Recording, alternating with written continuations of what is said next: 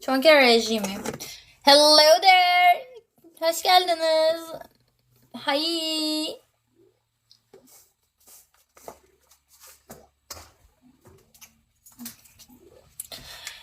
پیش من تو رخت خواب بخون باش.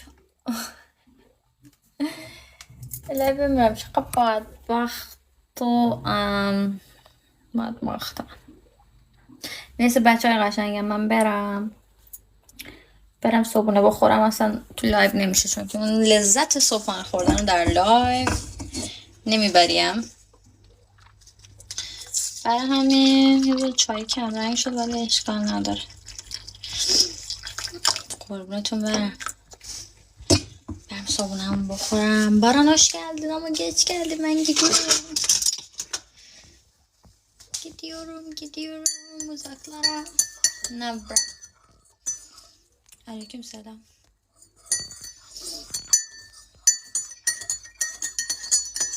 ببین هی دارم به خودم نگاه میکنم هر سال هی دارم پیرتر میشم. یعنی یعنی به قشنگی فکر کنم چند سال پیشم نیستم. Ayaz şaşırtıyorsun bizi. İyi Barancığım sen nasılsın؟ هر سال دارم پیر و پیرتر میشم. واقعا چرا؟ به خدا بازگرش کردن این منه.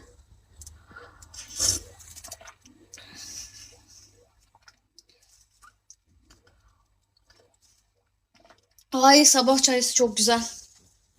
Sana da merhaba. ما که چند سالی میشناسیم هر سال جوان‌تر میشی. نفرمایید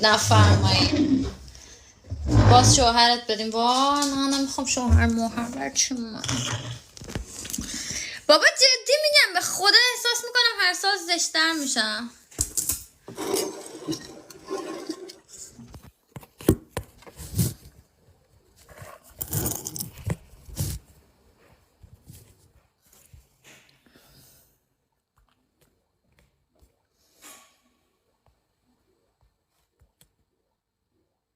یعنی دیگه اون چیز جذاب میشم ولی اون خوشگلی اون قبلا هم ندارم.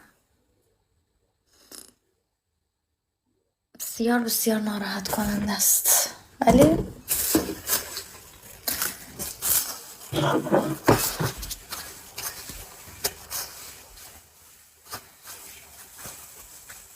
من رفتم.